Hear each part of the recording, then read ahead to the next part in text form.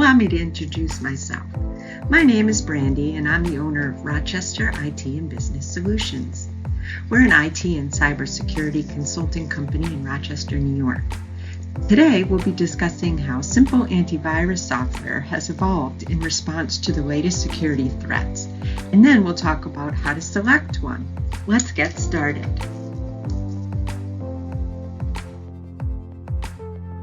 Bad actors can be very creative and industrious. New threats enter the landscape constantly. For that reason, the term antivirus, while still used, is pretty out of date. Today we're going to talk about endpoint detection and response. EDR is a much more thorough approach to keeping computer networks and the data they house safe from these bad actors. So what's the difference? Antivirus is a software package or agent that's installed directly on a device or a server to protect it from malicious programs. An EDR is the next level. It's software that not only detects and halts cyber threats, it provides visibility and control over devices on a network.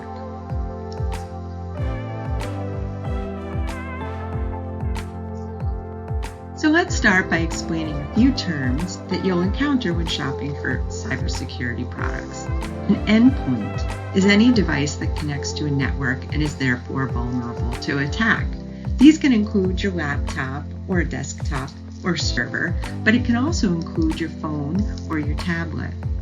Even Internet of Things devices like video doorbells, thermostats, and automated assistants like Alexa are considered endpoints. Malware are programs or bits of code that are installed on an endpoint to do harm. They can get there in a variety of ways, including links that were clicked in emails, visits to spoof sites or downloaded files, or they can come across network devices. Viruses are a type of malware that will damage the computer in some way or allow bad actors to gain access to that device and its data.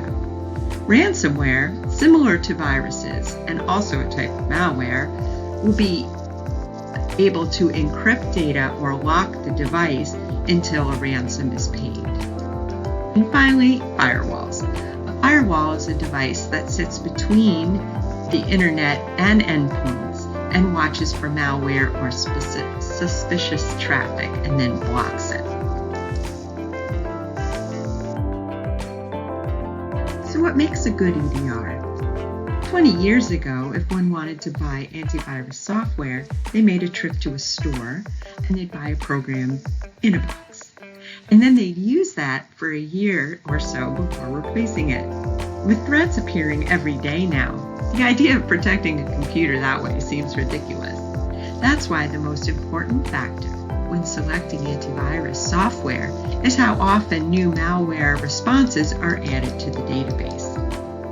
It's also important, though, that it not prevent wanted traffic from reaching you. If the software flags too much or has too many false positives, it can be very disruptive. Anti-malware and EDRs do a lot more than just block malware today. Many offer additional features like password managers, safe banking, spoof website warnings, and can even prevent your webcam from being turned on remotely. Some also offer virtual private networking capabilities. Software can be costly, and that's certainly a consideration. There are free anti-malware options available that might suit a personal computing need. I strongly recommend against these for business solutions, though, because they're just not comprehensive enough.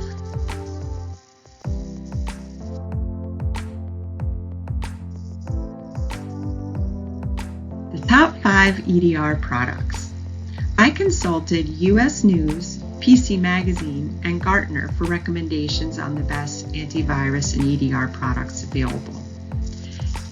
These 3 sources evaluated the EDRs based on how often they are updated, their price, and their ease of use.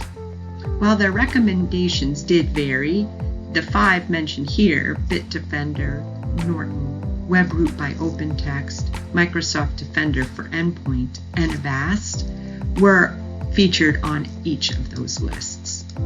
For transparency, I should mention that I am a reseller of WebRoot by OpenText and Microsoft Defender, and I've also used Avast.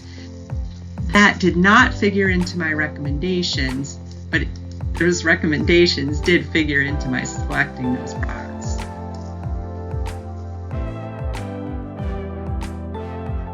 Backup and disaster recovery. No solution is going to protect the network from 100% of threats. So if a ransom attack or a lightning strike or even a cup of coffee in the keyboard does happen, data can be corrupted or otherwise rendered inaccessible. If this were to happen, having a safe and complete backup will save the day and probably your business. In fact, on average, nearly 60% of businesses damaged in a disaster closed after a year, according to the Association of Small Business Development Centers. Firewalls. As I said earlier, firewalls are security systems that sit between a network and the internet to monitor traffic for threats and suspicious activity. The firewall you choose will depend on your business and its specific security requirements. If you want more control over your network traffic, a proxy server is probably your best bet.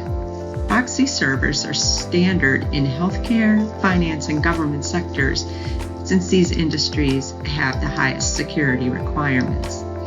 But firewalls like Microsoft Firewall are even available for home use and are really recommended.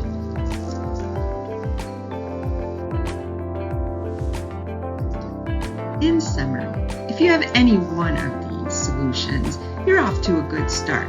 But the three together provide the maximum protection for your network and your data. There are lots of options available, so it's important to think about your specific needs and what extra features you would benefit from. And then make the selection that offers those features you need and also fits into your budget. This is not a place to pinch pennies, so think about how much your data is worth to you as you are picking that solution and setting your budget.